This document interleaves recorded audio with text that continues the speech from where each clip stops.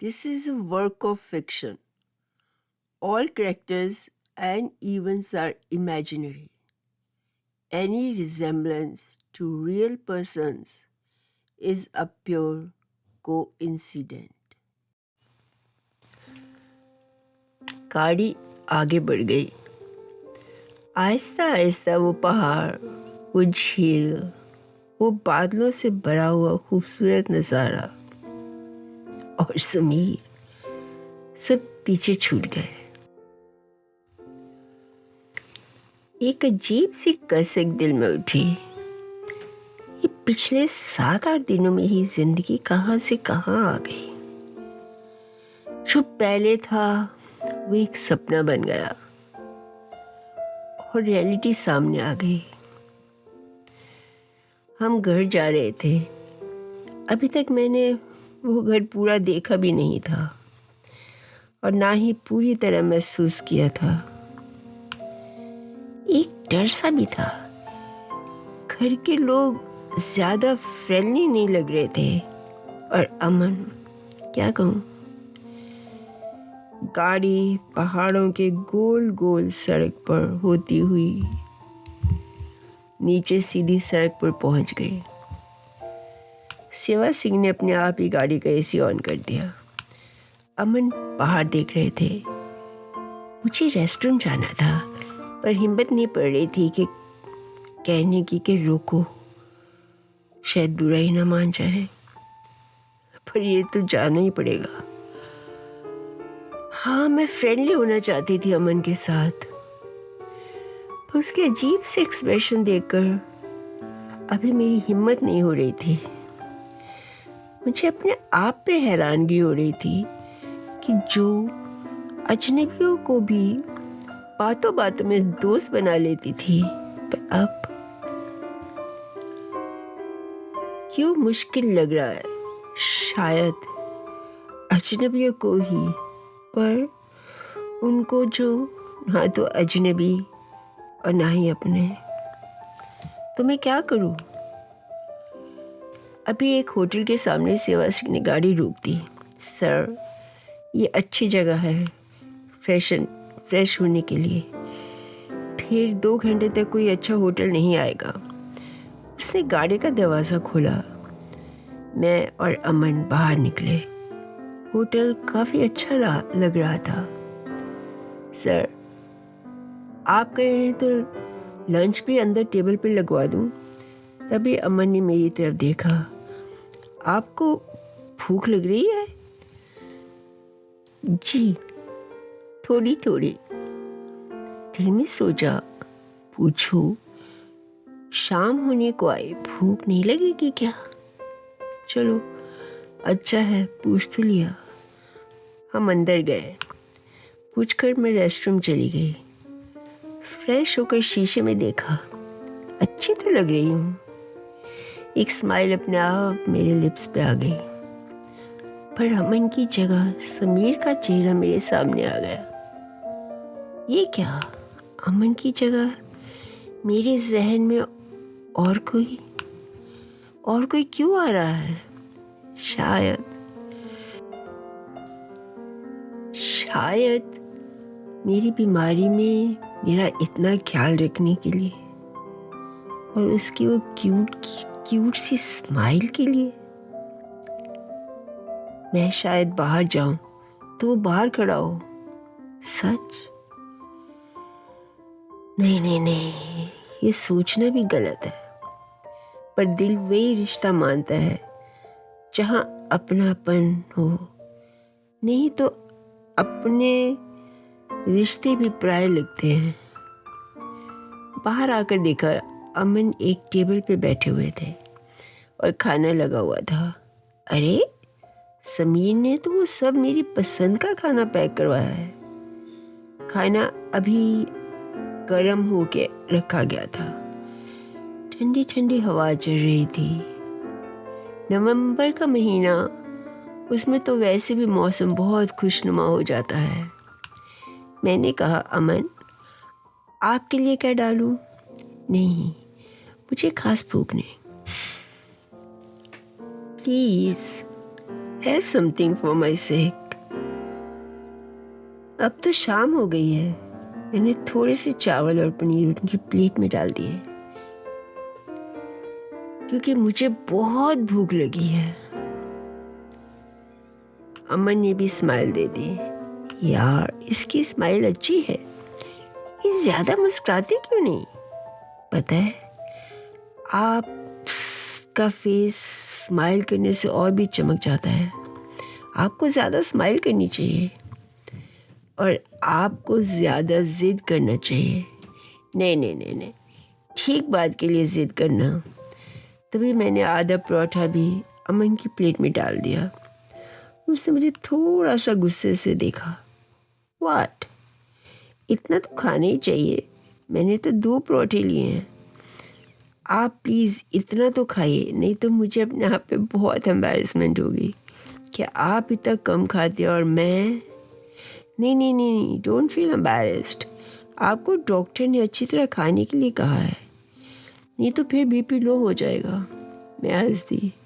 नहीं नहीं, अब नहीं होगा। अब मैं खुश हूँ।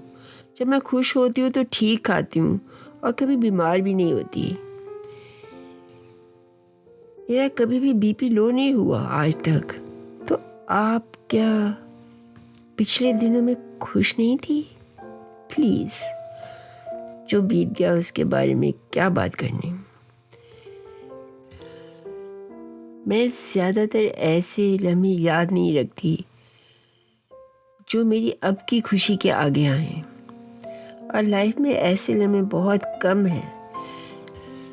नहीं तो मेरी ज़िंदगी तो बहुत ही खुशनुमा रही है और मेरे रब मुझे हमेशा खुश रखेंगे, तभी तो उन्होंने आपको मेरी ज़िंदगी में भेजा है। और मुझे यकीन है आप मुझे बहुत खुश रखेंगे। अमन मेरी तरफ गौर से देखते रहे पर कुछ बोले नहीं। आप बहुत जिंदा दिल हैं। वो तो मैं हूँ। आपने सुना नहीं, मुर्दा दिल क्या खाक जिया करते हैं। जियो तो उस हर लम्हे को एंजॉय करो। अगर गम के लम्हे आ भी जाए, उनको अपने पे हावी मत होने दो। अपने जहन से निकाल कर फेंक दो कि वो दर्द आपको बार बार न सताए। अरे, आपने तो जिंदगी के फलसफे को बहुत ही आला लहजे में बयान किया। जी, मैं डिबेट्स में बहुत पार्ट लेती थी और तकरीबन जीती थी। So, I like to discuss things that make our life clear and easy. अपने ख्याल खुद तक ही रखेंगे, दूसरों को कैसे पता चलेगा आपके जज्बात। हाँ, और कोई बात अगर साफ ना कह सको, इसलिए नहीं कि तुम डर गए, बस इसलिए कि दूसरे की इज्जत का पास रखा जा रहा है और उसे दूसरे तरीके से समझना और समझाना कोशिश है। अगले की बात समझकर उसकी बात को अहमियत दें और कदर करें उसके जज्बात की। मेरे अकॉर्डिंगली यही होता है शादी का मतलब। सबसे पहले एतबार, फिर दोस्ती और फिर प्यार। मुझे ये भी पता है कि रिश्ता जोड़ना बहुत आसान होता है, पर उसे मरते दम तक निभाना काफ़ी मुश्किल। बहुत समझौते करने पड़ते हैं, बहुत कुछ एक दूसरे के लिए बदलना पड़ता है, तभी ज़िंदगी आसानी से हर रास्ते में आई ऊंच नीच से खुशी खुशी निकल जाती है। इसमें एक का नहीं, दोनों का साथ होना बहुत ज़रूरी है। अमन चुपचाप मुझे देखते ही रहे। अरे सॉरी, मैं पता नहीं क्या क्या बोल गई। आप भी सोच रहे होंगे ये लड़की कितनी बातें करती है, पर हाँ, उससे ही बातें करती हूँ जिसको मैं दिल से अपना मान लूँ, नहीं तो मेरे अंदर से तो आवाज़ ही नहीं निकलती। तो आपने मुझे अपना मान लिया, जी, दिल से।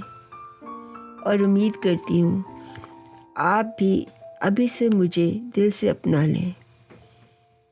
पता नहीं अभी आपके लिए मुमकिन है या नहीं, ये मैं आप पे छोड़ती हूँ। तभी वेटर आ गया। सर, आप कॉफ़ी लेंगे या चाय? जी, आप अलग अलग सेट में चाय ले आइए। थैंक्स। पर आपको तो कॉफ़ी पसंद है। मैंने कहा था ना, एक दूसरे की पसंद के समझना और उसे अपनाना ही अपनापन है। सिर्फ समझना ही नहीं, उसे एंजॉय करना भी। आप जितनी खूबसूरत है उतनी ही समझदार और अच्छी। मेरे जहन में भी नहीं आ सकता कि एक इतनी कम उम्र लड़की इतनी समझदारी की बातें भी कर सकती है, जो शायद मैं इस उम्र में भी कभी नहीं सोच सकता। इन बातों के लिए उम्र की ज़रूरत नहीं होती। ये ख्यालात तो रब की देन है। तभी वेटर चाय लेके आ गया। मैंने एक कप में चाय डाली, उसमें 1 चम्मच चीनी और 2 चम्मच दूध। चीनी मिलाते हुए मैंने कप अमन के सामने रख दिया। आपको याद है? जी। और मैं ही बोलती गई, आपको तो मौका ही नहीं दिया। मैं क्या कहूँ, आप आहिस्ता आहिस्ता खुद ही समझ जाएंगी। एक बात है, मैं कभी भी किसी चीज़ की आपको कमी नहीं होने दूंगा। मुझे और किसी चीज़ की खास ज़रूरत भी नहीं। मुझे बस भरपूर प्यार और भरोसा चाहिए। दुनिया की चीज़ों में मुझे कभी भी इतनी दिलचस्पी नहीं रही। अगर साथी तुम्हारा है तो सारी दुनिया की खुशियाँ भी तुम्हारी हैं। अमन ने मुझे बहुत हैरान नज़रों से देखा। क्या आपको अमीरी, गाड़ियाँ या बड़े घर से कोई दिलचस्पी नहीं? ये सब चीज़ें मिलकर भी प्यार और भरोसा नहीं दे सकती। घर, गाड़ी, कपड़े तो सब पहले भी मेरे पास थे। हाँ, इतने बड़े नहीं, पर मैंने कभी कोई ऐसी ख्वाहिश नहीं की जिंदगी से। तो फिर आपने मुझसे शादी क्यों की? आपने अपनी उम्र से बड़े से शादी करना गवारा कैसे किया? फिर स्माइल। तो आपको ये यकीन था कि मैंने इन सब चीज़ों के लिए शादी की है? तो आप अपनी गलत सोच के अंधेरे से बाहर आइए। मैंने तो सिर्फ अपने मॉम डैड का काम आना है। हाँ, काफ़ी इनकार किया था। मैं झूठ नहीं कह रही, पर उनके सामने में मैं कुछ कर नहीं सकी। शायद ये सुनकर आपको बुरा लगा हो, पर यही सच है। हाँ, एक और सच है। पहली रात नैनीताल में मेरा दिल टूटा, साथ ही मेरी हर तमन्ना बिखर सी गई। पर मैंने अपने आप को समेट लिया और आपसे सब सच कहने की भी सोच ली। So here I am. जो मेरे दिल में है वही जुबां पर। मैं कुछ भी अंदर छुपा नहीं सकती। मुझे चुभन सी होती है, मैं ये सहा नहीं सकती। अमन मुझे फिर देखने लगा। उसे कप आगे किया। क्या आप एक और कप चाय बनाएंगी? जी हाँ, श्योर। बहुत लड़कियां मेरी जिंदगी में आई, पर आप जैसी ना देखी ना मिली। थैंक्स। सबसे ज़्यादा आपका भोलापन और साफ दिल। आपका चेहरा एक आईने की तरह है, जिसमें आपकी सोच, आपके जज्बात दिली तह से छलकते हैं। मुझे आपकी बातें सुन कर बहुत अच्छा लगा, जैसे एक प्यारा दोस्त मिल गया जिसमें मुझे कुछ भी छुपाना नहीं पड़ेगा और ज़िंदगी आसान हो जाएगी। ओ, तो आप मानते हैं ज़िंदगी सिर्फ दौलत से ही आसान नहीं होती। और हम दोनों हंसने लग गए। हंसी आप पे भी बहुत खिलती है। थैंक्स। सूरज अपने दिन का सफ़र पूरा करके जा रहा था। उसकी रंगीन किरणें मेरे बालों के ऊपर पड़ रही थी और अमन मुझे एकटक देख रहा था। मुझे दिल ही दिल में खुशी हुई कि चलो देर से ही सही इसने मेरी तरफ देखा तो सही, मेरी तरफ तवज्जो तो दी।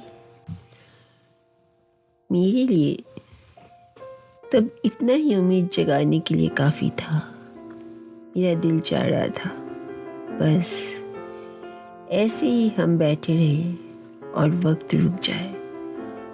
पर तभी आसमान में आहिस्ता आहिस्ता बादल इकट्ठे होने लगे और दूर बिजली गरजने की आवाज़ आ रही थी। अरे, इतना अच्छा मौसम हो रहा है और ये बादलों की गरजने की आवाज़, आई लव इट। आपको बारिश बहुत पसंद है? जी। तभी बूंदाबांदी शुरू हो गई। चलो चलो भीग जाएंगे। और आपको अभी ठीक हुई हैं, आपके लिए भीगना अच्छा नहीं। तभी सेवा सिंह गाड़ी में आया।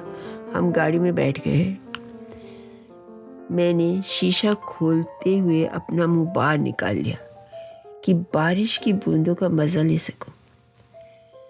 कि अमन ने मुझे ज़ोर से पीछे खींच लिया। पूरा बीमार होने का प्रोग्राम बना रही हैं आप?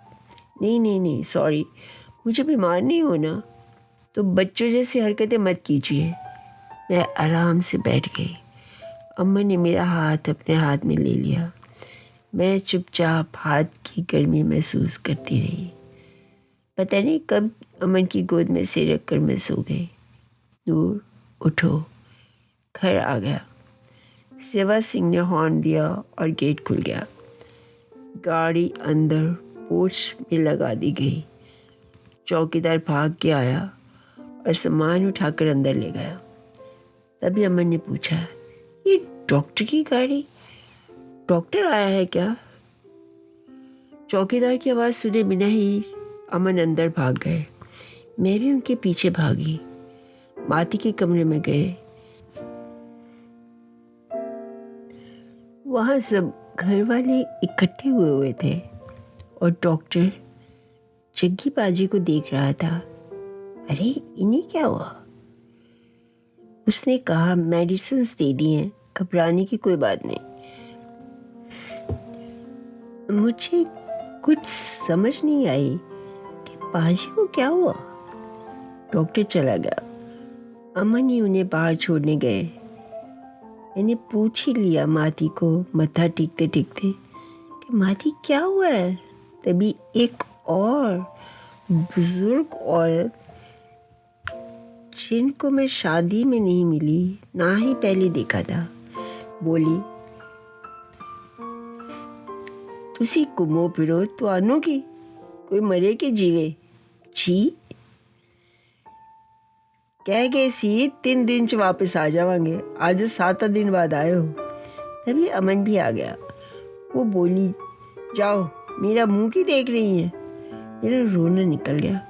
पता नहीं कौन है ये, और किसी ने उसे चुप भी नहीं कराया। इतनी रूडली बात कर रही है। अमन ने कहा, नूर, आप जाइए। मैं भाग के ऊपर कमरे में चली गई और जोर जोर से रोने लगी। मुझे क्या पता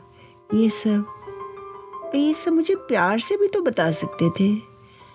मैं बहुत डर सी गई थी। ये लोग बहुत रूड लग रहे हैं मुझे। कैसे करूँगी? ये सब तो शुरुआत है। कैसे रहूँगी इनके साथ?